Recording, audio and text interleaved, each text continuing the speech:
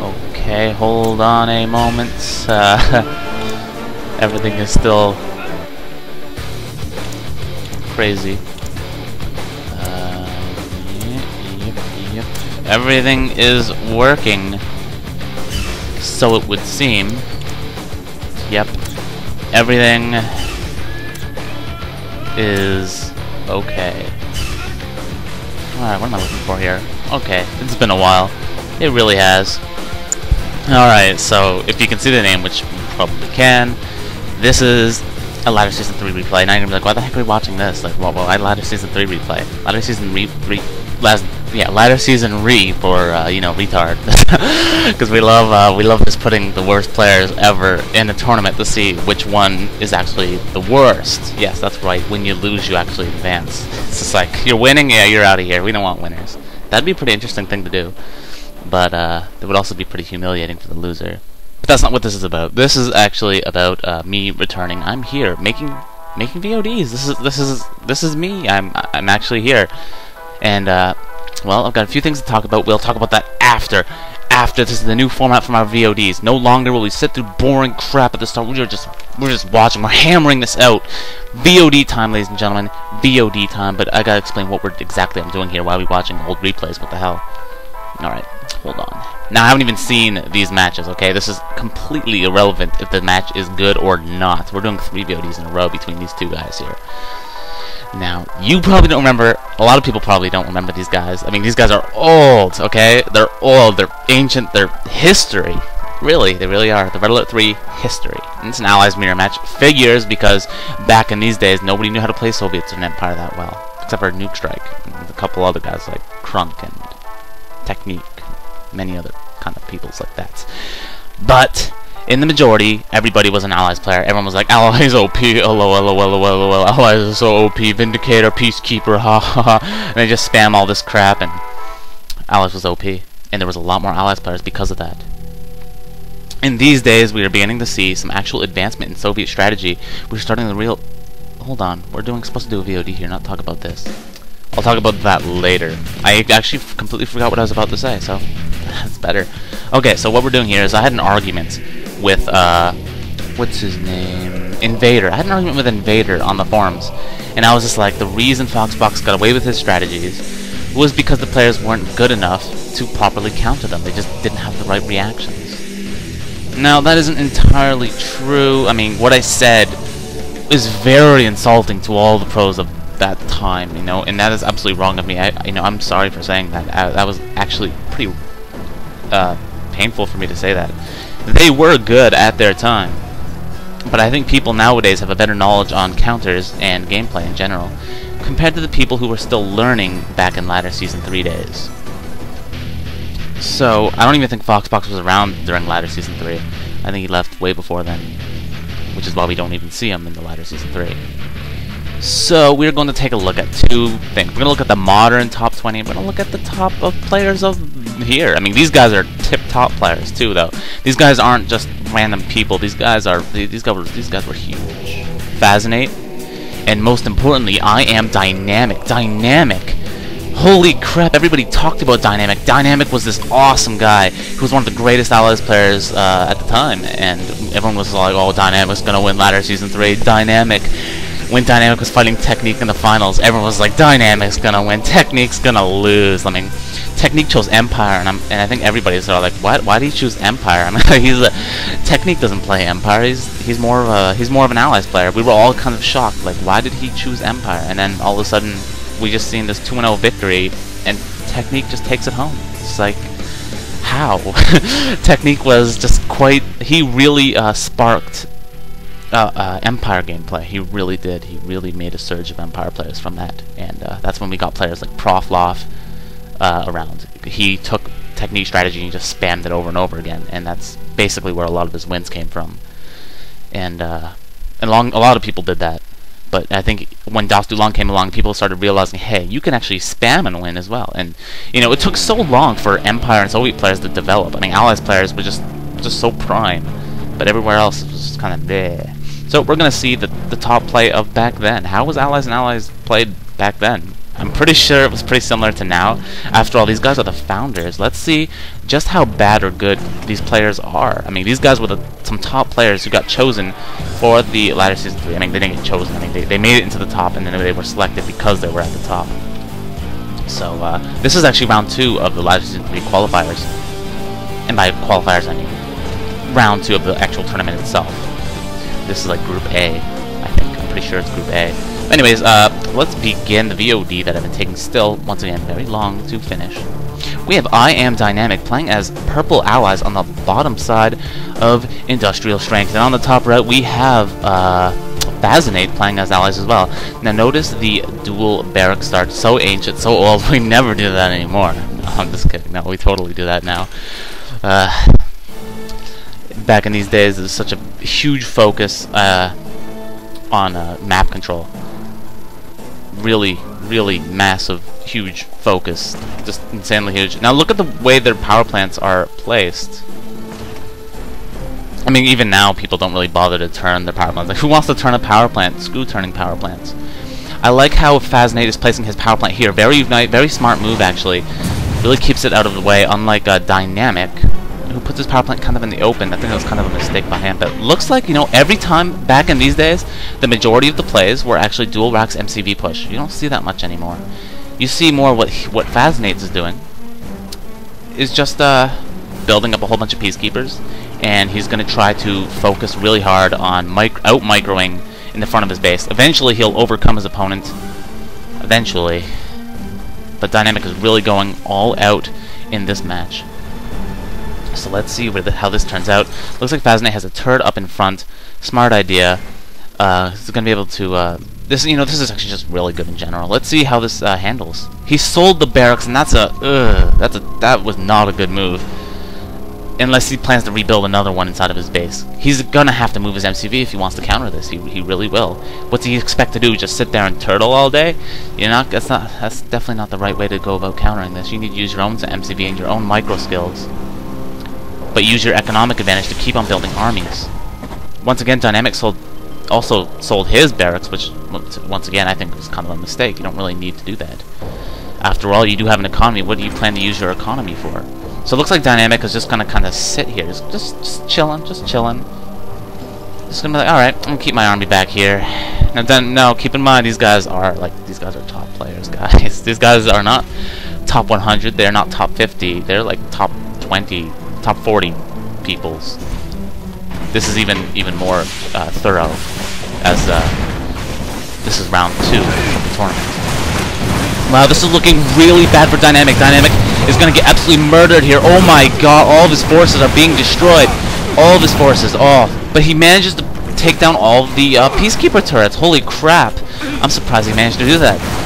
Could build a couple of dogs, but looks like he's not going to be able to do that. Oh my god, this is actually going a lot better than what I thought. Now, it would have been so much better if Fazinate would have moved his MCV to block his opponent's MCV, so he could use those turrets alongside of his MCV just to really counter this in total. I think the counter here, I don't think he really countered this as effectively as he could have.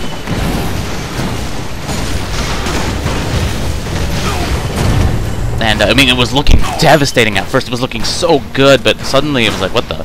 How did he start losing? But clearly he started shooting at the MCV with his PK turrets, and I think that might have been an issue. What he should have done is held the PK turret and pressed Alt and just clicked on all the enemy soldiers with one or a couple of turrets. I don't know, players were pretty fast back then. Actually, that's actually really intense to do.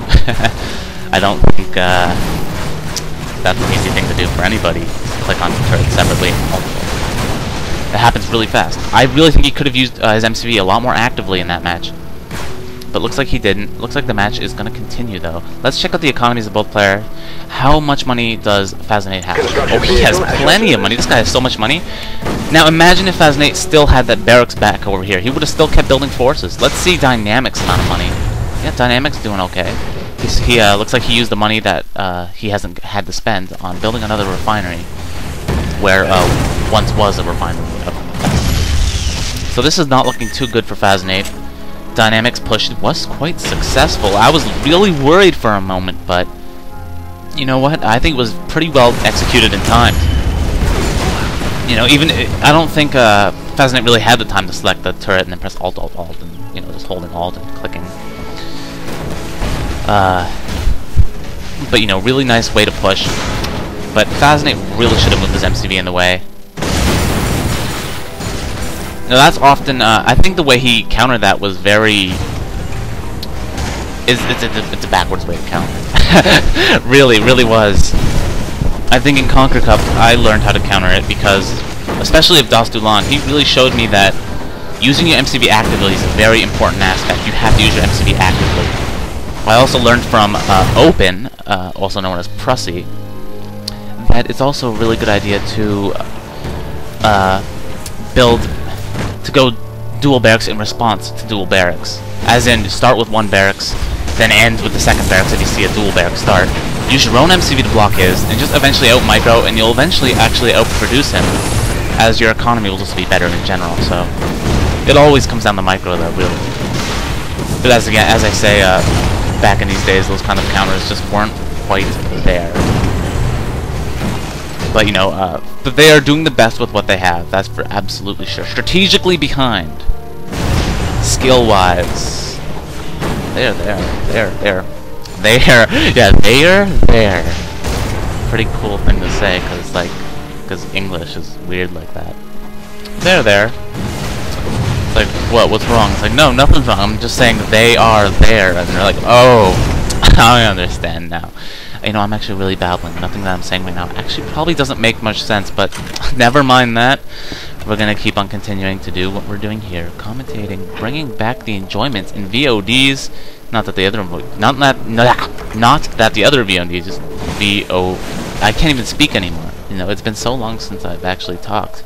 No, I'm just kidding. Actually, that's an absolute lie. I talk plenty. What I'm actually trying to say is I'm just not speaking English that well right now. Yeah, that's what I'm trying to say. Anyways, we have some Vindicators coming in from Fazinate. Fazinate trying to make the epic recovery in a seemingly epic battle. This is amazing that he's even trying to recover. Some good scouting going on from Dynamic as he is seeing the base from his opponent, seeing the base of his opponent. There we go. That wasn't so hard. Some good javelin play. Some really good javelin play. He has his peacekeepers up near the mountains. Like, if you even dare to shoot, we are going to shoot up at you. I'm not entirely sure if they even can, but we'll see. We will see. Yes, we will. Here comes some Apollo fighters. One a little bit late on the start to attack, and looks like Dynamic was just about to pull back until he realized, hey, you know what? My Apollo fighter actually has more health. There we go, pulling back just in time. Just in time. Making sure doesn't lose those Apollos early on. Good stuff from both players. So it looks like Dynamic is tied with Fazinate for economy. But Fazinate seems to be up ahead in the attack game. And I think one of the biggest reasons is because he had such a massive economy when he pulled back. Remember, he had 4K when he came back. Oh, that Apollo fighter almost made it out there, but that one last rocket took it down. Here comes some Javelin soldiers taking down the airfield, taking on the construction yard, kind of. Oh my gosh, oh my gosh, oh my gosh, oh my gosh. No! Your MCV, oh, he just waits the last second to get that airfield up. Oh, I know that feeling. It's just like, come on, you want it so bad, you don't want to let it go. And another Apollo fighter devastatingly falls to the ground. That pilot will not be returning home. Everybody, have a moment of silence for that. Poor pilots. In the meantime, while that people are standing in silence, we have some more fighting going on from the Apollos chasing down the Vindicator. Of course, the Vindicator did make it back in time, so he's okay. We still got the lone hero, the Javelin soldier, on the mountain, just keeping an eye on things. Like, you don't want to dare build stuff near the mountains. This mountain is mine. This guy is the Mountain King, by the way. He's the mountain hero, Javelin soldier. Oh my gosh, he lost a Vindicator. It is Apollo Wars right now, and looks like Dynamic gains the lead in that little bout. But Fazinate is not quite done. Oh, we see some classic cryo shot on the collectors. Awesome. And wow, he sneaks in the Vindicator. Great work, really slowing down Fazinate. But Fazinate has 4 refineries now, only 3 currently operating. but that's going to be enough to really gain an advantage over his opponent. Especially once he gets this 4th one up, Dynamic's going to start slowly falling behind, especially he's basically doubled when it comes down to economy. Now it looks like the Javelin Soldiers actually went down the hill, and he isn't going to be chilling up here anymore. That's a very strange decision. Don't quite know why. My stomach is suddenly hurting. Oh goodness gracious. Seriously, guys. It's this kind of stuff that like makes me want to be like, oh god, I don't want to finish this now. No, but seriously, I'm having a blast doing this. So, this is game 1 of 3 between these two, Fazinate and Dynamic. We have some ancient allies versus allies, seeing some good old skill from the old timers. Oh, these guys are old. They're old, guys. They're so old. Ugh. 4 Apollo fighters. You know, who needs Vindicators when you can just get anti-air and never have Vindicators? But he's using them to scout. This is a good idea. I don't know how he got this refinery over here, by the way. Looks like he probably sold it. The hub. The command hub. That's what it's called, right? Yeah, the command hub. Alright, just making sure. Just making sure. Sold the command hub while he placed the refinery. Who knows why. I don't know if that's the smartest idea, as his opponent does have quite control over the water. But he doesn't want to be building a naval yard. It looks like he's just going to be building riptides. Dynamic's in a very tough spot. Dynamic's going to have to do something amazing here, as he only has air and infantry, and it looks like it's really just a war between land and navy against land and no navy, which probably means Dynamic's in a losing position.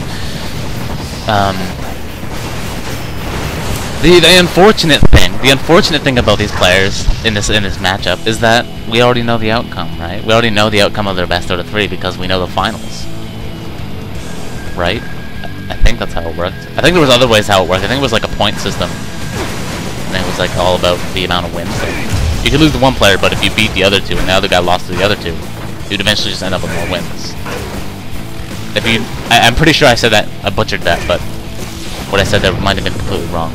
How did he build that? Oh, look at that little MCV pushing action from Dynamic. Dynamic is not gonna go down without a fight.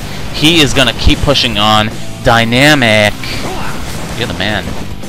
You're the man with the plan. Get the refinery back up here. It would be a nice idea to get his economy back up and rolling, as he only has 2 refineries. Was battling 4, but now he is battling 4. Yeah, never mind. You know, he's still fighting 4 refineries compared to his 2. I imagine that Mr. Allied player here is probably a little low on nothing. I'm surprised he doesn't have much money. What's he have building here? He has a refinery ready to place, and he has a turret ready to place. Alright. This was back in the day where pros really roamed the land. I mean, like, there was lots of pros back in these times. There were so many of them. And, it's just, when Letter Season 3 ended, people thought the game was dead. They were like, this game is toast. Done for. Now that Letter Season 3 is over, game over. We're going somewhere else. I think a lot of players went to Heroes of New Earth. I think that's where a lot of people went. So, lots of action in this match. You know, it's really hard to see who's really going to win here. Dynamic did his best to keep on pushing, and I think he's in a very tough spot, as he doesn't have much forces of his own. Looks like he finally got the armor facility up, and he doesn't really have much to protect himself with right now. And Fazinate realizes this and is finally going to go in for the kill with a ton of Peacekeeper IFEs and some Riptides to start off the invasion here. Now note that Dynamic did lose his refinery in the water. Now, we have some harassment. He's probably trying to build that turret. Yeah, there it is. Ah. But that turret is not going to be enough to protect both refineries. He sold the command hub, which is a very strange idea. Ooh. Some cryo shots. Ooh, what a smart move, sending the cryo shot from behind, making him run into his very own cryo shot. Wow, that was an awesome, very quick thinking from Dynamic. Oh wow, actually, you never see that. The situation probably doesn't really arise much, but really quick thinking there from Dynamic. it almost worked. Oh, he lost the heroic IFB. Too bad, too sad. So it looks like the economy of Dynamic has been completely trashed, and looked like what started off to be a match that looked like it might have been in his advantage has turned out to be at a disadvantage, as the Javelin on the Hill really just punished him. It really did. That Javelin on the Hill was the hero of the match for Fazinate. What a crazy comeback from Fazinate. Awesome match. And it looks like he's going to be taking home the victory in Game 1. There we go. And that's it. That was the end of Game 1 between Fazinate and IAmDynamic. Wow, that was a really good match. I think there was some good skill showed there. I was a little worried at the beginning when Fazinate lost his base, but he clearly had an after plan, and it really worked. It really did. It absolutely did. I really think they should have kept more boot camps, though. I really think they should have kept working with them rather than just selling them off. Although Dynamic, I guess, really didn't think he was going to go all in. Looks like he thought that the push early on was just going to be the end of the game. It's like, that's the end of the game. I'm going to... Once he got his push established, he was like, okay, selling the boot camps, gonna build my refinery in his spots, and things were going okay for Dynamic. Dynamic was looking really strong for a while there.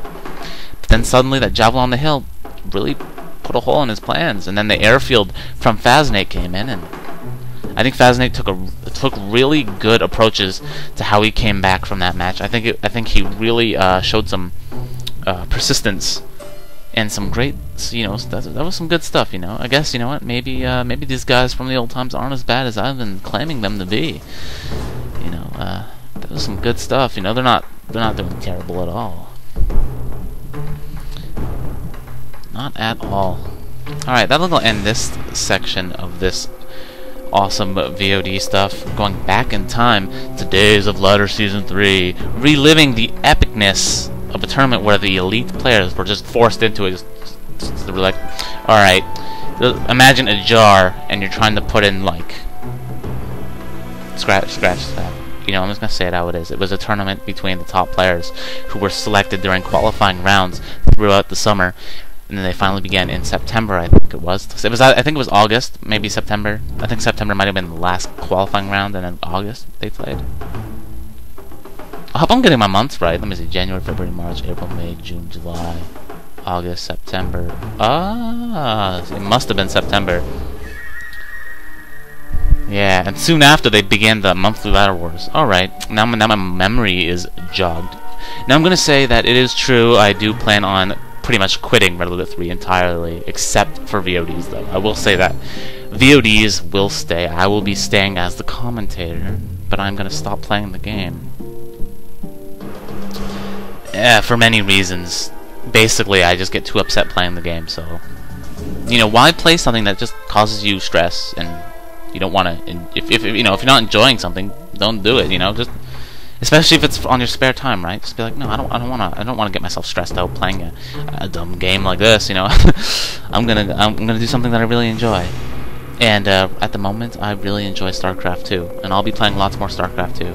But as a commentator, I really enjoy commentating for Red Alert 3.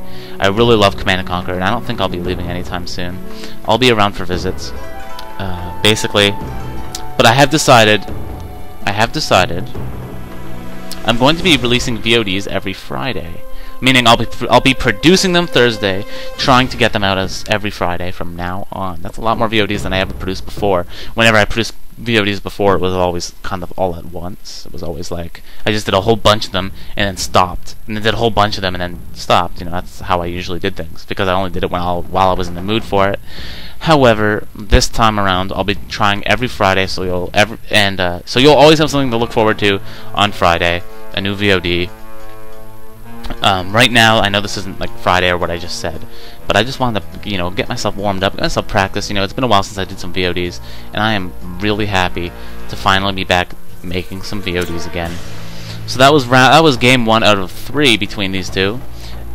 Really awesome comeback from Fazinate.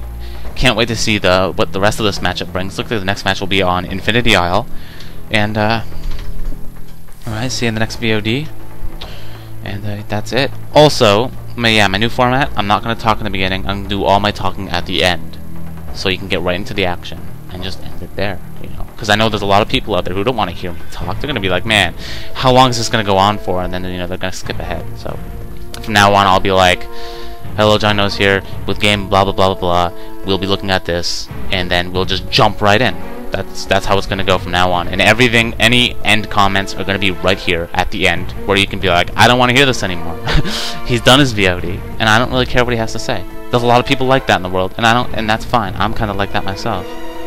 So, anyone who cared to listen to this, thanks. I guess it makes me feel like I didn't do this for nothing. So, instead of forcing you to listen to me talk, you can now just get right into the action. Cool, right? I think it's cool. Let's do this. See ya in the next one. Looks like you know, I'm gonna jump right into it right after I press end.